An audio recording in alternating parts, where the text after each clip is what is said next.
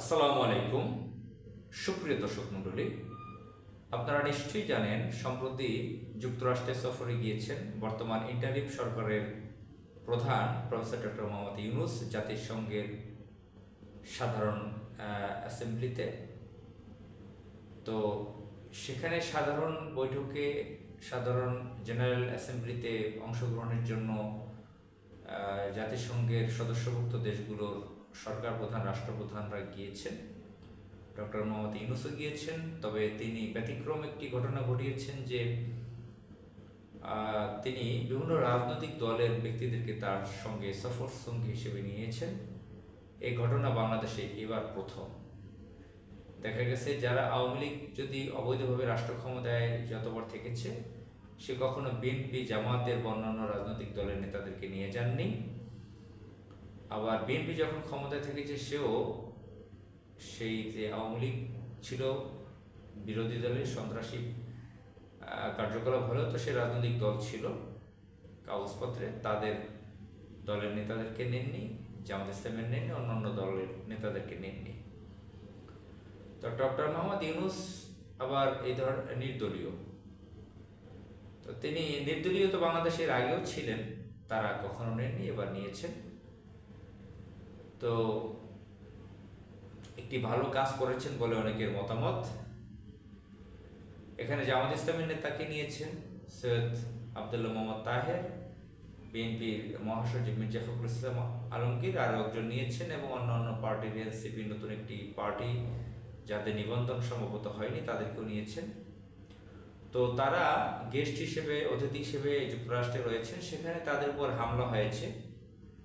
আওয়ামী লীগের সন্ত্রাসীরা, ফ্যাসিস্ট সন্ত্রাসী শেখ হাসিনার কুপুত্র, ড্রাগ এডিক্টেড সন্ত্রাসী ডাকাত ছেলে সজীব ওয়াজেদ জয়, সে সন্ত্রাসী ভাড়া করে তাদের উপর হামলা করিয়েছে। আমরা দৈনিক আমার দেশ পত্রিকায় আজকে 23 সেপ্টেম্বর প্রথম পেজে আমরা বড় একটা শিরোনাম দিয়ে দেখেছি, প্রধান শিরোনাম। সেখানে উল্লেখ রয়েছে কিভাবে শেখ হাসিনার ছেলে সেখানে এই নেতাদের উপর হামলা চালিয়েছে। তো আমরা এখানে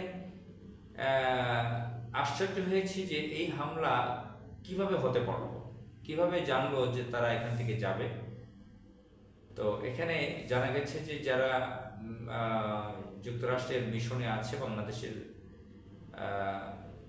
অফিসে রয়েছেন, বাংলাদেশি মিশনে রয়েছেন যারা দূতাবাসে, তাদের কোনো সহযোগিতা বা ইউনূস সরকারের কোনো সহযোগিতায় এই হামলা হতে পেরেছে, এটা অনেকের সন্দেহ। বিশেষ করে যুক্তরাষ্ট্রে বাংলাদেশের প্রেস মিনিস্টার হিসেবে নিয়োগ পেয়েছেন সিনিয়র সচিব পদমর্যাদায়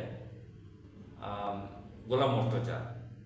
সে ইন্ডিয়ান একজন এজেন্ট হিসেবে পরিচিত, ডেইলি স্টারের সাংবাদিক, ছাত্র ইউনিয়নের সাবেক নেতা, চরম বাম লেফটিস্ট এবং চরম ইসলাম বিদ্বেষী,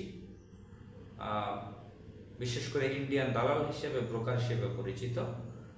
সে হয়তো এই ঘটনা ঘটাতে পারে, ইন্ডিয়ান গোয়েন্দা সংস্থার সাথে মিলে, আওয়ামী লীগের সাথে মিলে এই ঘটনা ঘটাতে পারে বলে আলোচনা আমরা শুনলাম অনেকের কাছে।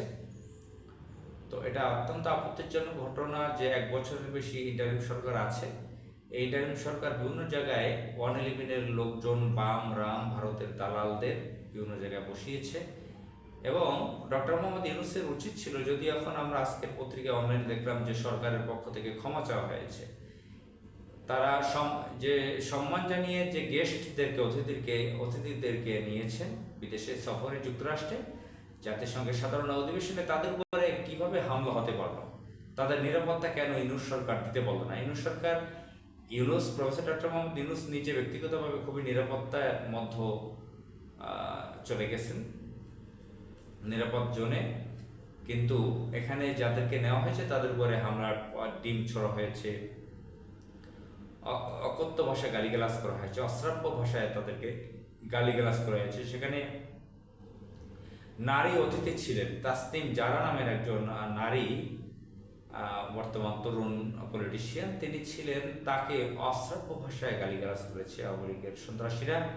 তো এটা অত্যন্ত দুঃখজনক ব্যাপার।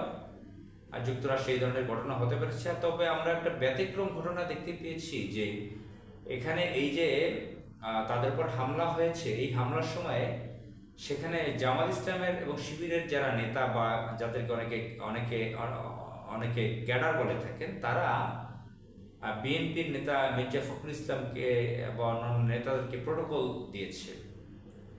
তারা এগিয়ে এসেছেন যাতে যে হামলা হয়েছিল, পচারিতে একটা মেরেছে সদস্য সচিব এনসিবি, তার পিঠে ব্লেজারের পেছনে লেগেছে।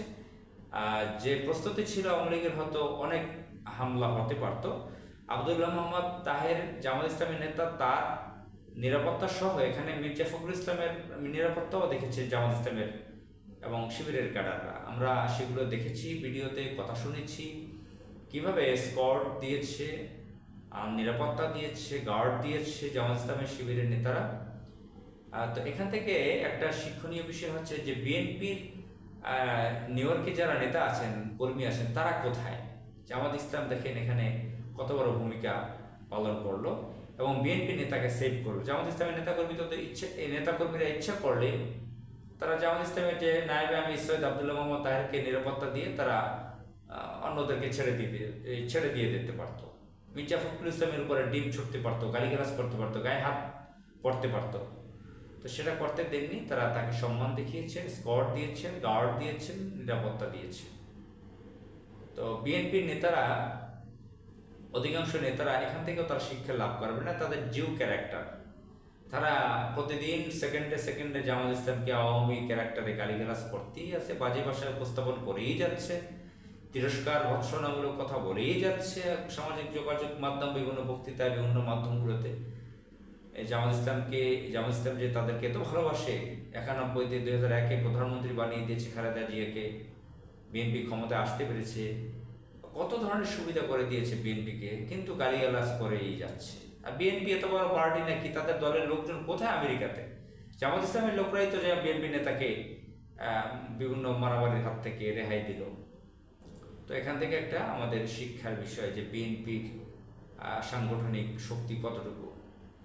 আসসালামু আলাইকুম।